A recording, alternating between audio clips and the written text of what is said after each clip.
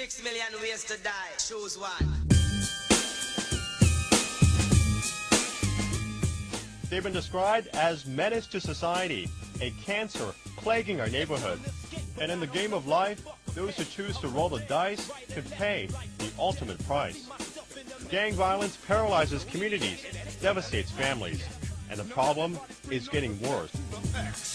Enough respect given, disrespect, and you will not be living. Word to mama, Emma, drama, dilemma.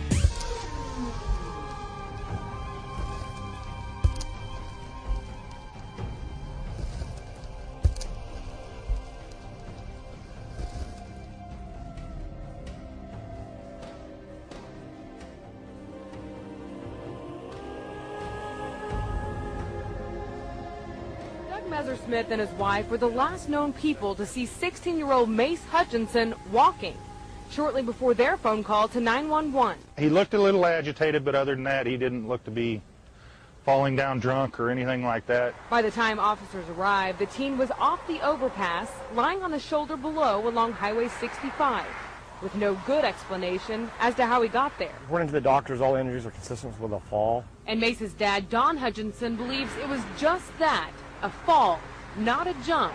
The question is why. They tested his system. He was clean of drugs and alcohol. Mace's aunt tells us he's undergoing major surgery for a broken back and a broke-off heel. But while he was lying on the ground, she wonders why Ozark police tased him up to 19 times.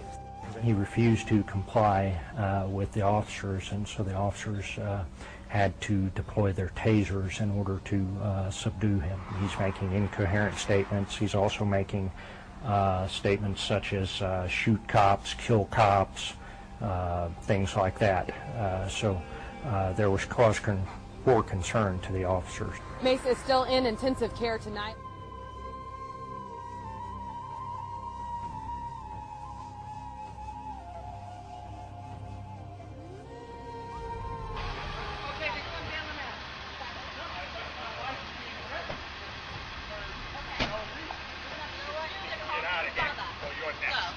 Get the fuck out of here now.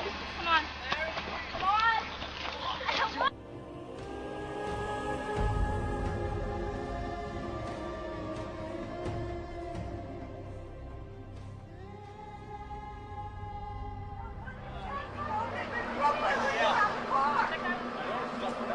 There's nobody in there. There's nobody in there.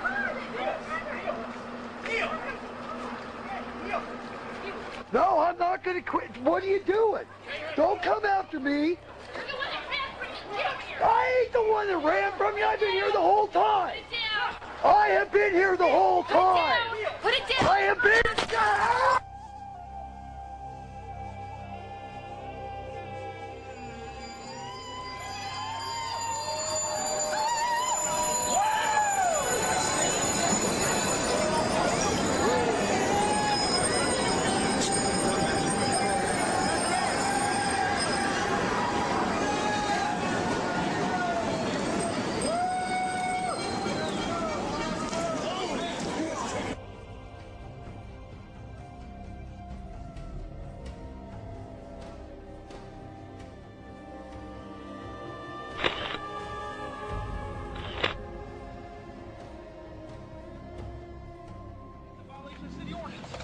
Okay, he's riding a skateboard. This cop just choked him and I got a picture of it. Come here, front 240. Come here. Oh, people's lives too. Oh, and you're running from the police. That's bad too. Go, go. Dude, this is not good, man. I'm not running. I'm standing right here.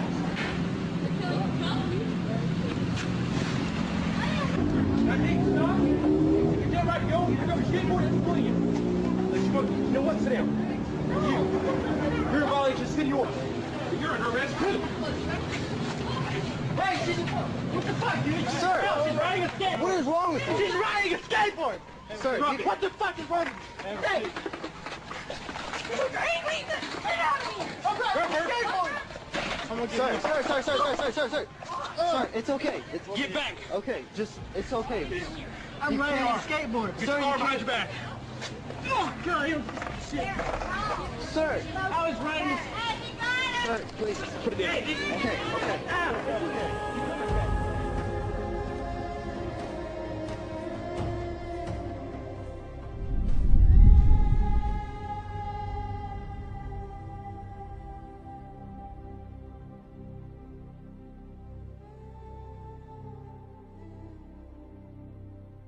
He costs $50,000. That's right. Your house will cost you $65. See you, Hitler. Oh, the bully's best.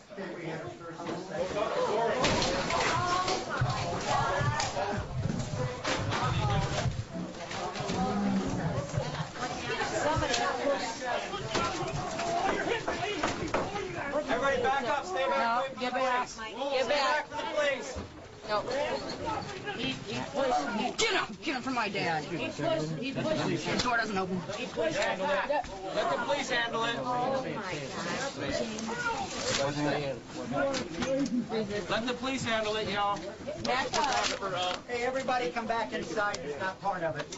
You're a little Back up. witness. I'm a witness. I got it. Yeah, you're right.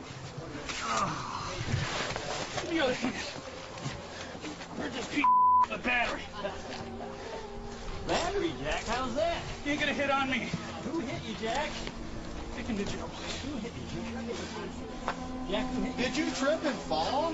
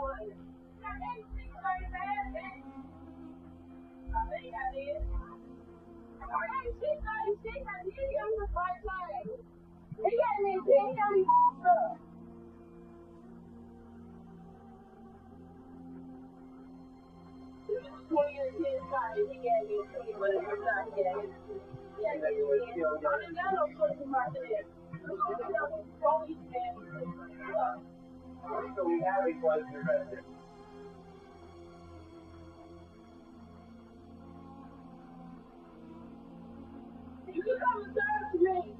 I don't know what the police do. Not all right police anyway. They just took my cousin away. Yeah, right. I don't think about that police.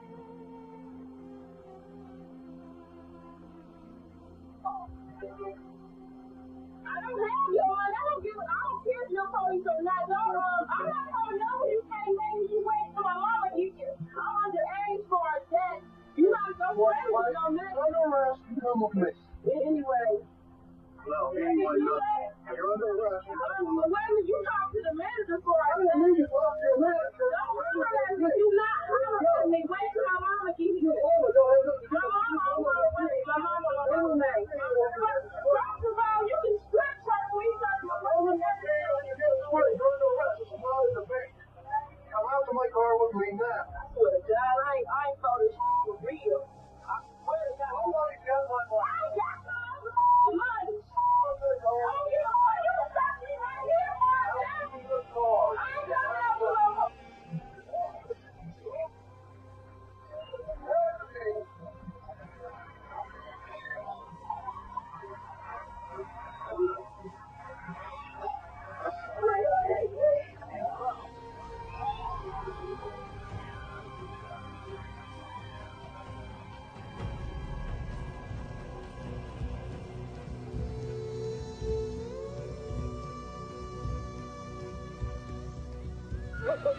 Who's crying? The girl that got attacked, my second cousin. Okay, what is she hurt? She has a cut on her nose that's bleeding, and there's a patch of hair on the ground beside the car. A deputy responds to a report of an assault. Hope Shtf is identified as the victim, the one who needed help. But when help arrives, things get even worse. He began treating the injured Shtf not as the victim, but as the troublemaker. He proceeded to slam her onto the ground. Oddly enough, the sheriff's dash cam video wasn't turned on when all this was happening. The dash cam wasn't rolling until shortly before Shtf was placed in the back of the officer's squad car. That portion of the video either doesn't exist or wasn't released to Shtf's lawyers. Eventually, Shtf is handcuffed and hauled away to the Stark County Jail to answer questions. Among them, do you have any weapons or sharp objects? Have you ever thought of harming yourself? When Shtf responds, now or ever, she says deputies knock her down and place her feet in a pretzel position. The sheriff denies the allegation. But is there even more video missing? Jailhouse surveillance video. A deputy's handheld camera appears to be rolling as Shtf was escorted to a cell. Her lawyers never received any of this tape, which might show Shtf knocked to the ground again. Today, special prosecutors say the sheriff's camera was not working at the time. She says they roughed her up again before they pinned her down on a cell floor and took off all her clothes. The sheriff again denies the allegation, but there's no denying what happened in the video that Shtf's lawyers did obtain. Shtf weighs 125 pounds. She's in handcuffs, face down. Up to 7 individuals working for the sheriff or jail are in the cell. Both women and men deputies forcibly remove all her clothes. Shtf repeatedly questions officers about what they're doing. Shtf pleads for deputies to stop, and when they begin removing her underwear and bra, she begins to scream. That could be your wife. That could be anybody's wife. For the next 6 hours, Shtf was left in a cell completely naked, without even a blanket to cover herself. The last 2 individuals to leave that cell with her completely naked were both men. What would any woman fear? It's just wrong that they do this to people. She called for help. She asked them for help, not for this. Not for this. Hope Shtf was convicted on misdemeanor charges of resisting arrest and disorderly conduct, but most of the videos seen in this report was never shown at trial. Yesterday, a grand jury cleared Stark County Sheriff's deputies of criminal wrongdoing. The video gives us a rare inside look at what can happen to you or a loved one, even if you're the one who calls police for help. What did she say? She said she felt like she was raped without penetration.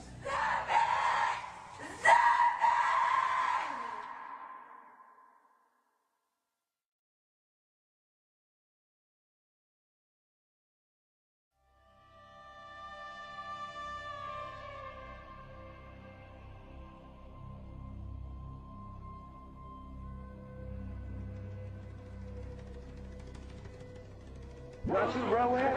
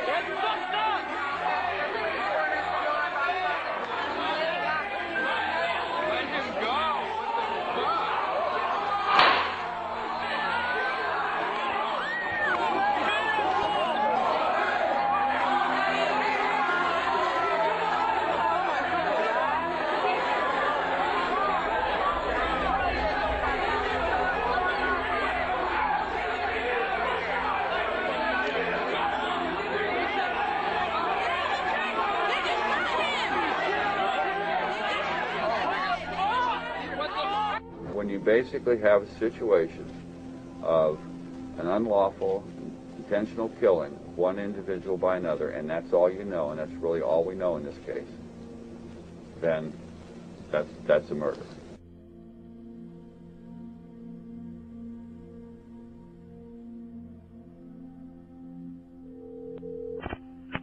Police, paramedic call? Yeah, they're fire. Their car's not on fire. Is it still on fire? It's on fire right now. Do you know if they're inside the vehicle? I don't know. I'm still looking right now. Okay. Witnesses say he was naked and burned after his car caught fire. The man that we were directing our attention at was completely nude, sitting about a foot off of the shoulder, and he was sitting Indian style with kind of bent down with his hands down in front of him, just like this. On the roadway, saw a naked male subject sitting on the ground, kind of what we called in elementary school Indian style, and he had his hands tucked between his legs and his head down and was kind of just sitting there rocking. He was down like that, looking down into his own lap. He was covered with blood. Head to toe, every portion of his body had some blood on it. A lot of his body was just covered in blood, all over his arms, all over his back, his chest, his face, and he just had blood all over him. He appeared to be burned on the upper portion of his body from the waist up. As soon as we pulled up, I could see that his skin was brown and it was peeled back and all over his entire body. As I approached him, I could tell clearly that it was burns. He had loose, hanging, burned flesh, at least a couple of layers down.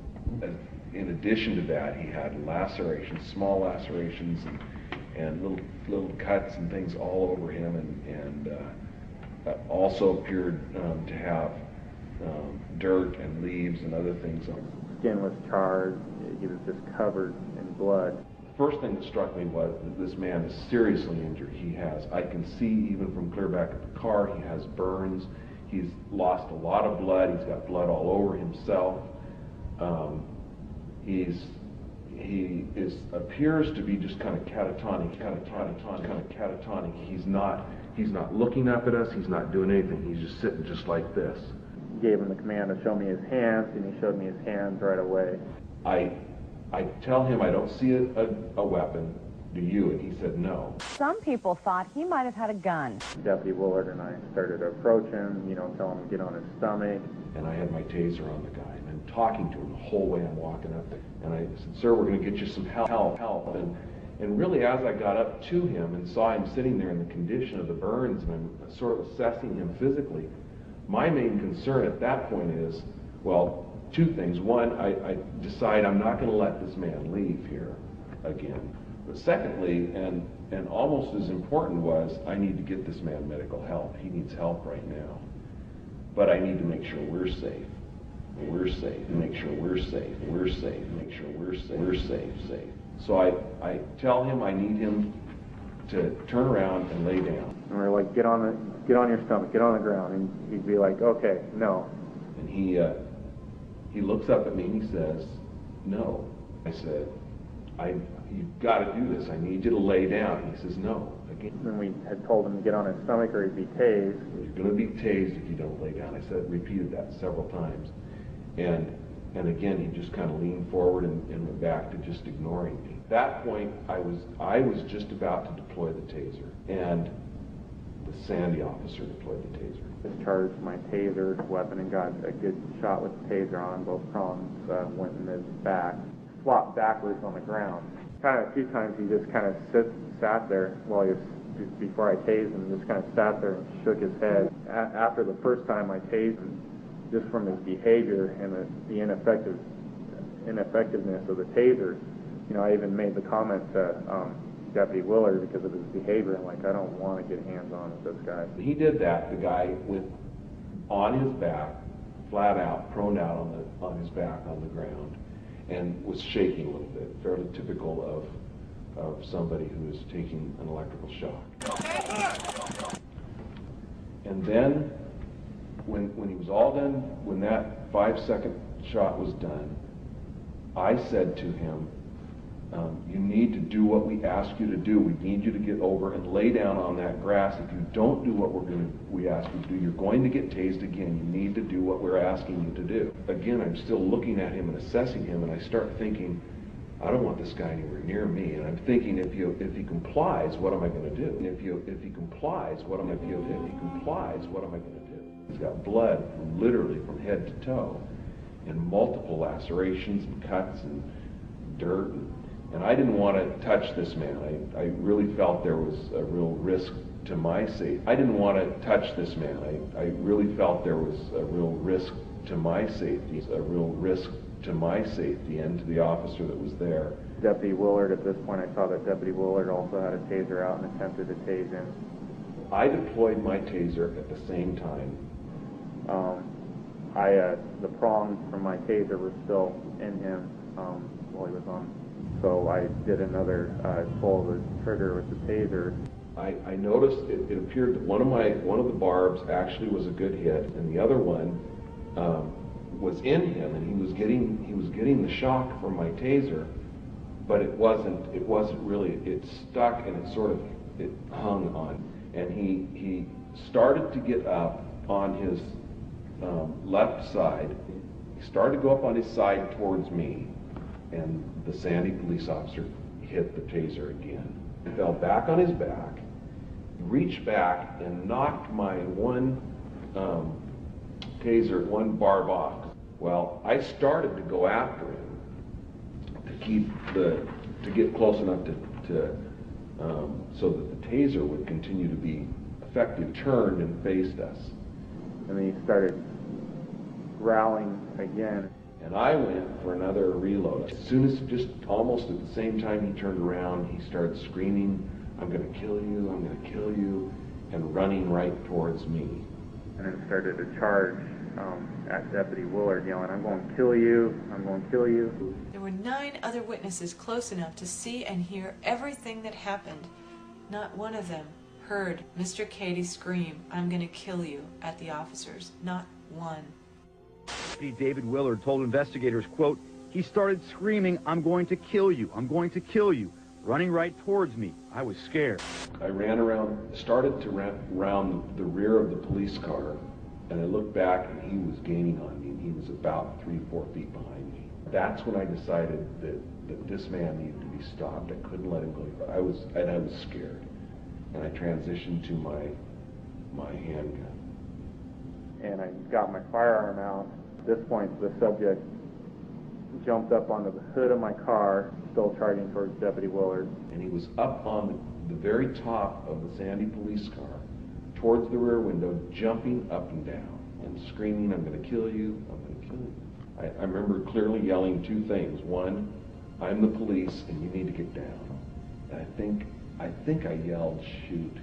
I might not have. I might have just been thinking it. But in any case, when it appeared he was going to leap off of the car at me, I fired several shots at him. And then it appeared that he was going to come towards us, but down towards the trunk. I fired one more round, and he fell on his back, right against the lower right rear window, and then hit the car and slid off of the car head first. I remember hearing his head hit the ground.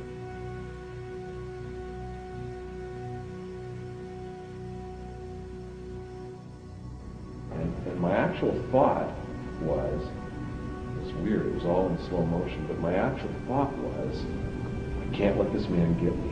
I can't let him touch me. He has to be stopped, but I can't let him touch me because of the blood. Because of the blood. And the blood thing was really bothering me. I just knew that he was either had a very bad mental health problem or was definitely under the influence of drugs or a combination of both.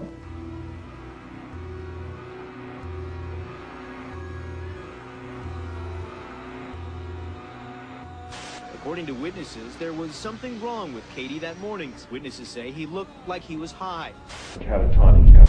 The Sandy police officer involved in the shooting is already back at work. The deputy involved is not back to work yet, but could resume duties before this internal review is finished. A shooting review board cleared 2 officers in the shooting of Fuad Katie last September. And the Sheriff's Office Shooting Review Board also determined that the deputy did not violate policy. Those officers were justified. No criminal wrongdoing in the shooting. There was not enough evidence to file criminal charges against the 2 officers involved. The Board of Police members reviewed the case. The Board of Police members reviewed the case. The Board of Police members reviewed the case.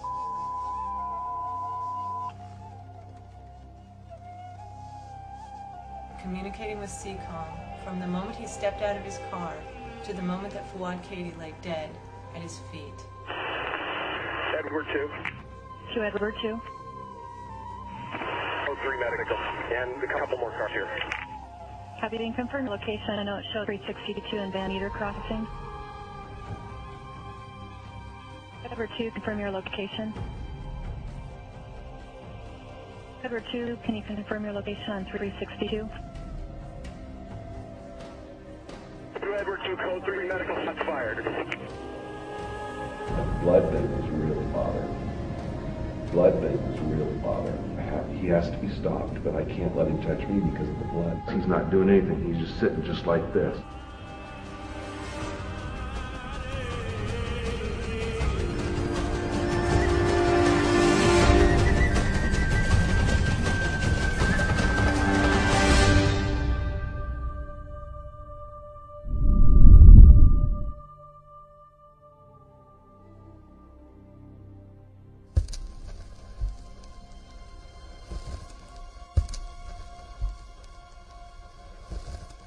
The first thing they said to me, if I yelled or making any noise, they kill me. You may remember that Abner Louima was allegedly beaten and horribly sodomized with a toilet plunger inside the 70th Precinct house last summer. They told the sergeant that they wanted to file a complaint. And he says, the name of the person. He said, I want to file a complaint about Abner Louima. And their response? He ignored them. And another police officer came out, a sergeant, and he says, you can't make a complaint here. To be a victim of a crime is one thing, but what if you were the victim of an abusive police officer? What if you witnessed a cop actually beating someone up?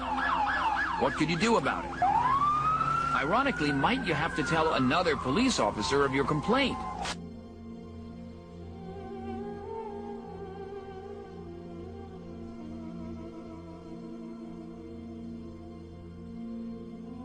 How do I go about filing a complaint against a cop? Really, it's just a form that I can just fill out. I don't know how to file a complaint. Is there a form or something? Is there just something I can fill out? You guys don't have like a complaint form or anything? How you go about filing a complaint?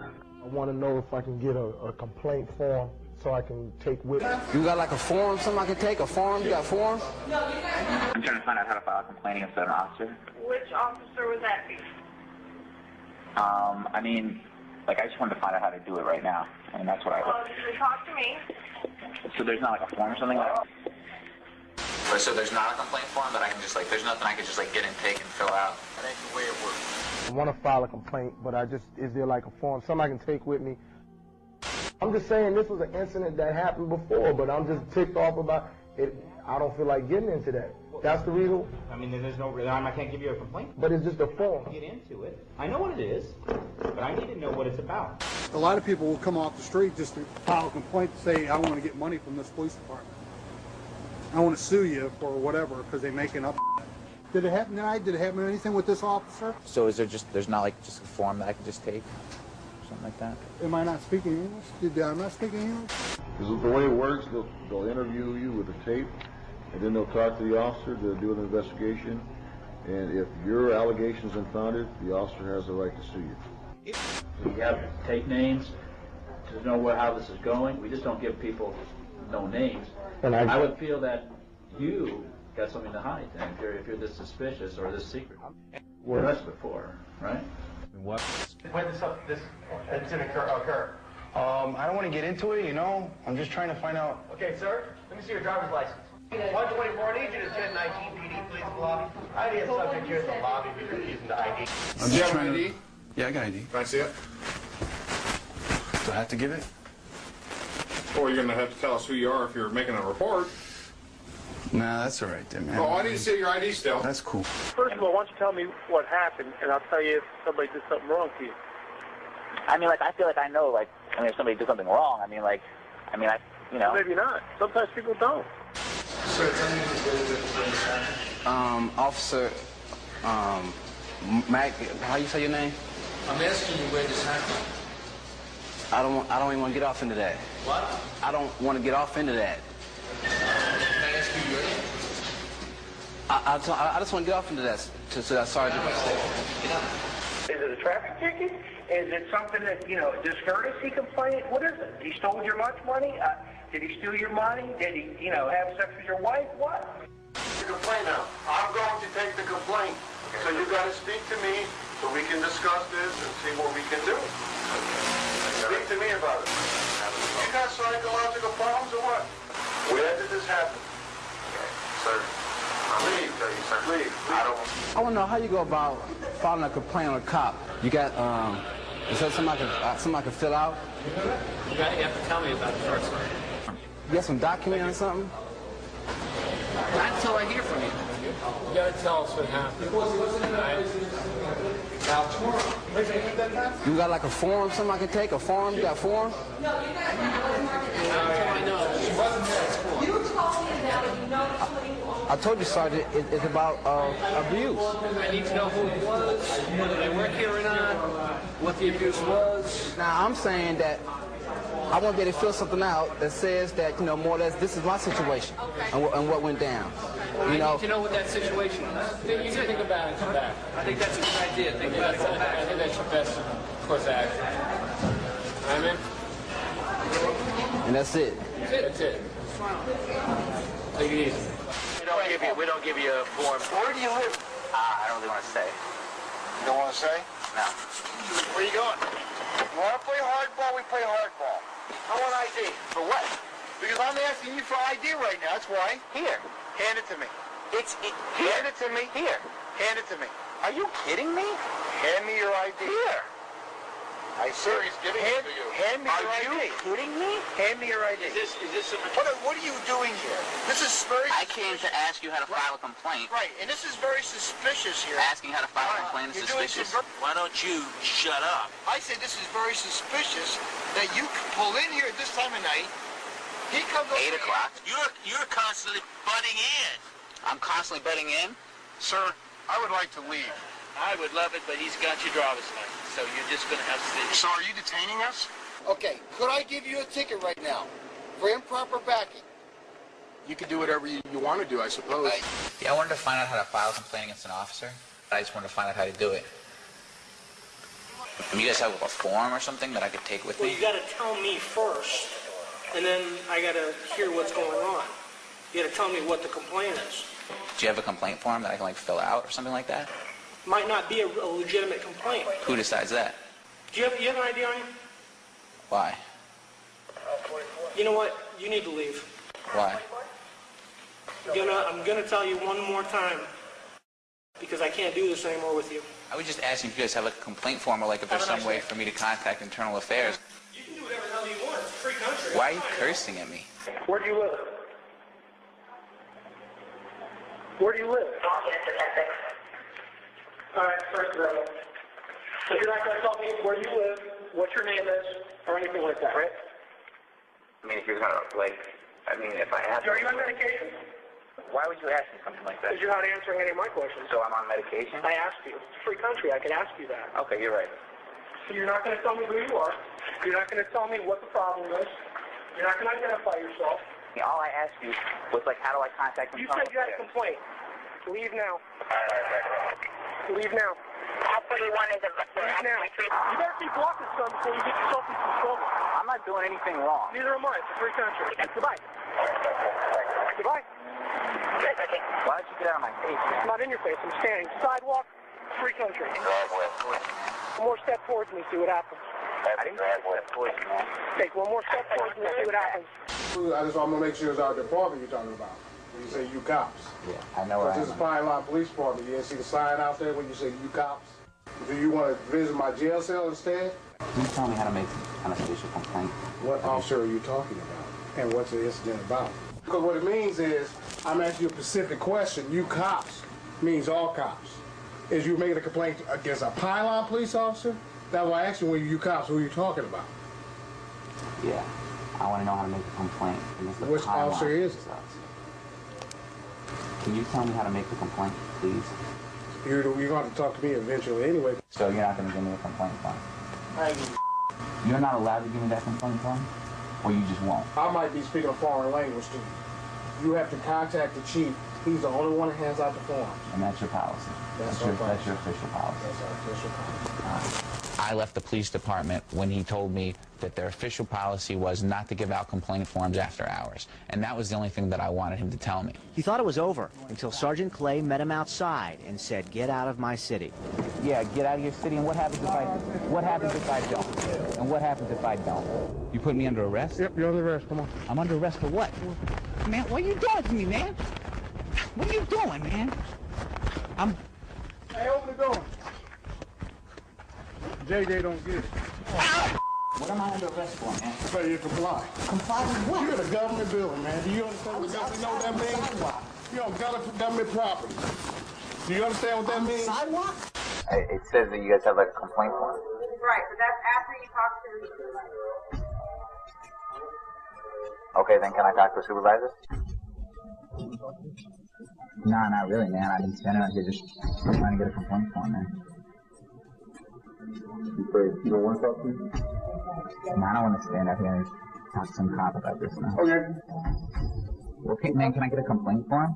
In reference to? A formal complaint against the cop, man. I told her. I've been standing out here forever. Okay, I'm the one to fix that. I just need to know what's in reference to.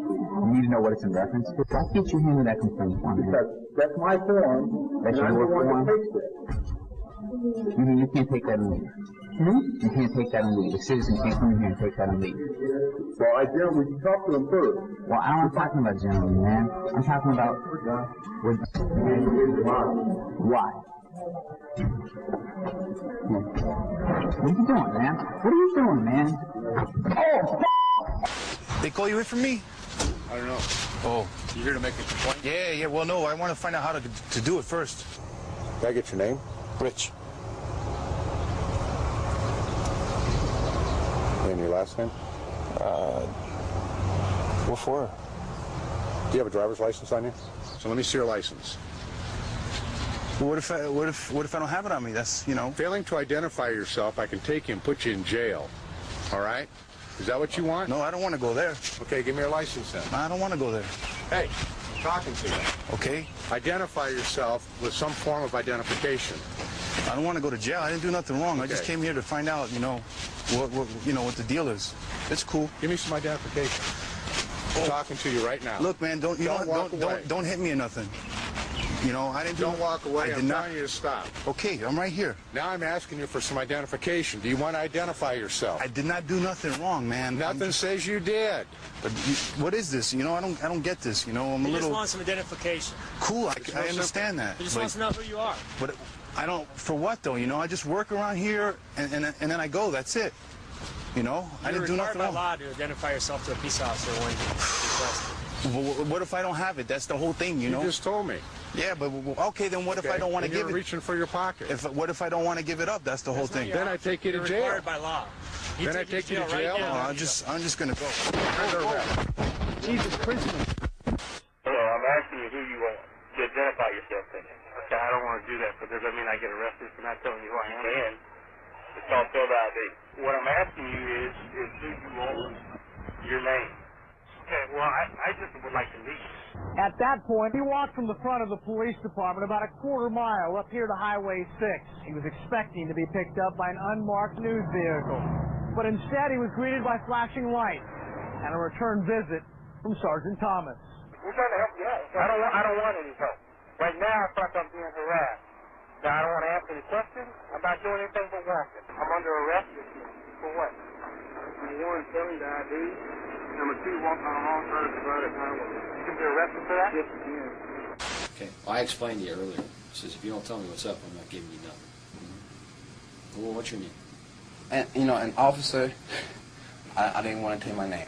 Honestly, I don't want to get into it like that. I just came in to get some documentation, something of that nature. So if it's a complaint, something of that nature, I can fill out a complaint and have it heard and go on from there. But I mean, if you telling me that, you find something to arrest me on, I mean, that's the problem right there. Let me go get your form. So if he doesn't do the investigation, well, depending on what it is, somebody else. Come back in. Come back. Come over. Put your hands down. Now, see, there's got to be a real particular reason why you don't want to tell me who you are. And I'm really getting a little upset by this. Yeah, I have my ID in my back pocket, officer. It's in my back pocket right there. I'm not trying to... I got nothing better to do than play games with you? Huh? You walk into my station, you don't want to answer my questions, and you expect me to tell you what you think you want to hear? What's the last thing you went to jail for? Huh? You're either going to tell me now, or you're going to tell me in about 2 seconds when I take you to Atlantic Station and book you. You understand me? What is your name? I did, officer. I asked you a question. What is your name? My name is Paul Wesley Parker III. Now, how hard is that, Mr. Parker, Wesley, whatever it is? Where do you live? Put your hands on the counter right there. Do not get your hands off that counter for any reason on this earth. You understand me? I got you. Okay. They come off that counter for any other reason than I tell you to take them off that counter. You're going to pay a visit downtown at the hospital ward. You understand me?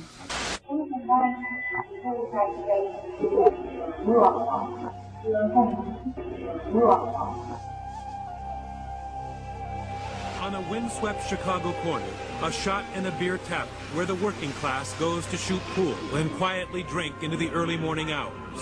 Behind the bar, little Carolina Obrika, serving a handful of customers, including off-duty Chicago police officer Anthony Abate.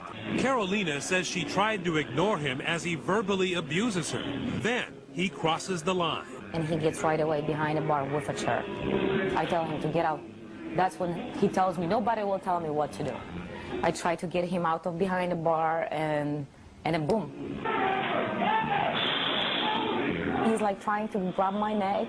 Then he throws me on the floor. I was down, and he was beating me. I remember he was hitting like my head. I was like sitting on the floor. You don't know if he wants to beat you until you bleed and you die. I thought that he would never stop beating me. Abate then storms out. Chicago cops come to take a report from the bar owner who's just arrived. But surprisingly, they ignore his key evidence. He told these police officers, I have a videotape on a video camera that was running in the bar that night. I want to show it to you so you can see exactly what he did. And the police officers walked out of the bar and left. Without the videotape as evidence, amazingly, Abate is only charged with a misdemeanor.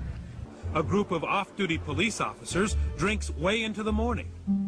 Meanwhile, across the bar, 4 friends, businessmen, are at the billiard table peacefully at play. Suddenly, for no apparent reason we can see on the tape, the off-duty cops start a confrontation, sweeping the balls away and slamming the pool cue to the table. Watch now as another officer approaches one of the men from behind. The businessmen are knocked to the floor, choked. Another is slammed down on the table itself, then to the floor, where he's put in a headlock and pummeled. One of the men is pushed outside the bar by 2 cops.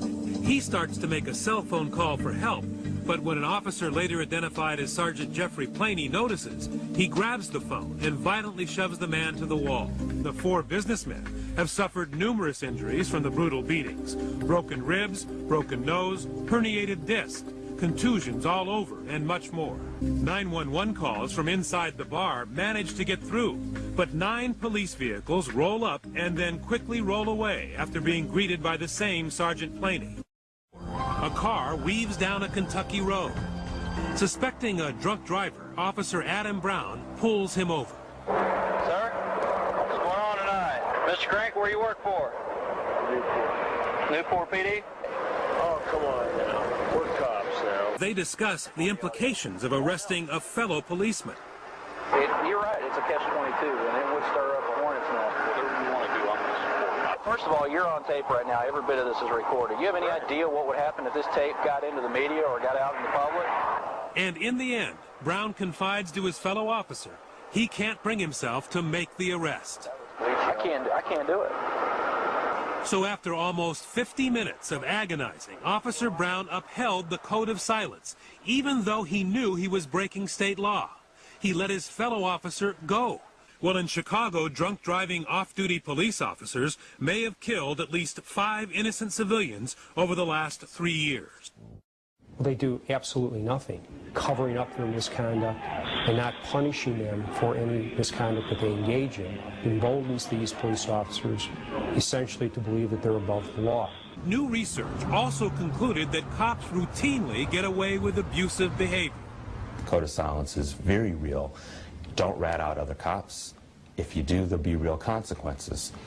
University of Chicago law professor Craig Futterman had an exclusive look at 2 years of dirty laundry of the Chicago police. He was given access to more than 10,000 complaints of police abuse. Just 19 of those resulted in what he calls meaningful discipline, suspension for a week or more. There are officers who have as many as 50 complaints against them in the last few years. There's never been discipline, never been flagged. No matter how many complaints, he says, the cop culture, that code of silence, protects them. Whenever a police officer murdered or shoot a citizen, it always 2 or 3 days later before anyone have access to that officer. You know why? Because they get together and they try to make their story. Looking back, several other grand juries cleared police officers in controversial shooting. The Board of Police members reviewed the case. The Board of Police members reviewed the case. The Board of Police members reviewed.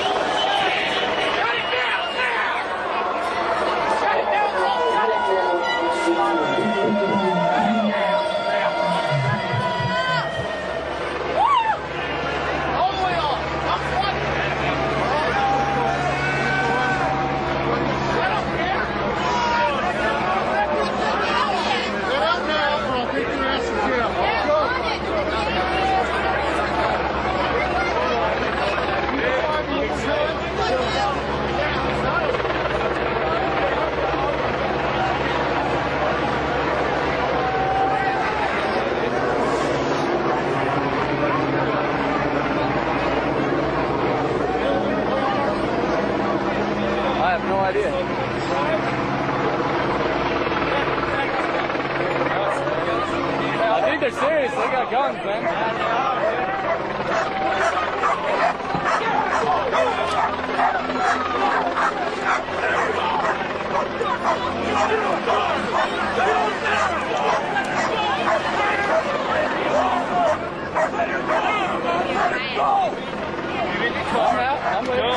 My car's that way, actually.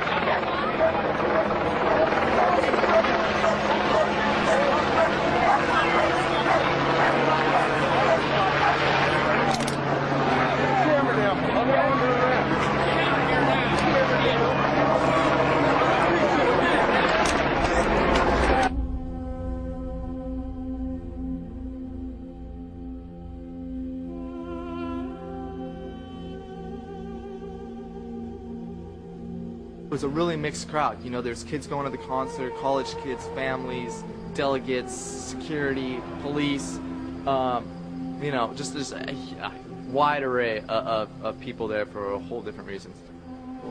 But at this point, the police were just basically forming a big line. They had police on cavalry, they had police on bicycles, and then they had the regular riot cops who were reinforced by National Guard. All in gas masks, all in full riot gear. The police steadily started moving in towards the park, okay? And we're filming, and CNN's filming, and, you know, the concert's right across the river, you know, and everyone was just kind of hanging out, mellowing out. And the police slowly started to move down the street and create a line.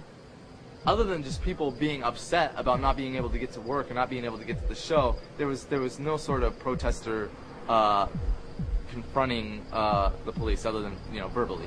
And so, but they slowly started to surround us. And I think everyone stayed calm up to a point because, you know, we knew that we hadn't done anything wrong, and we were all just hanging out. And then just basically out of nowhere, the police tightened in, and everyone's kind of getting nervous at this point. And they get on the bullhorn and they say, "Ladies and gentlemen, you're all under arrest." Ladies and gentlemen, you're under arrest. Please be seated.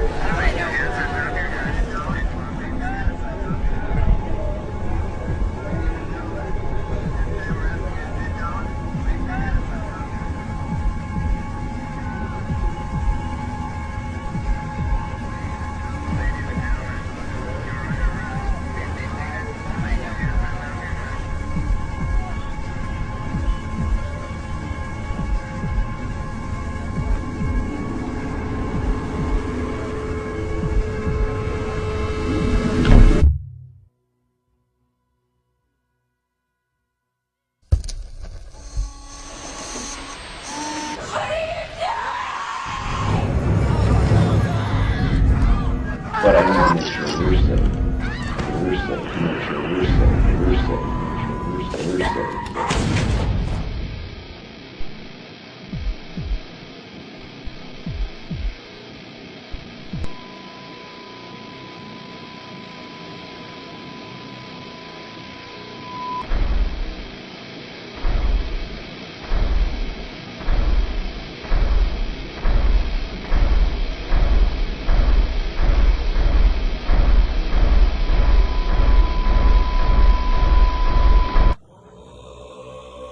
Disrespected me, this badge, and my department.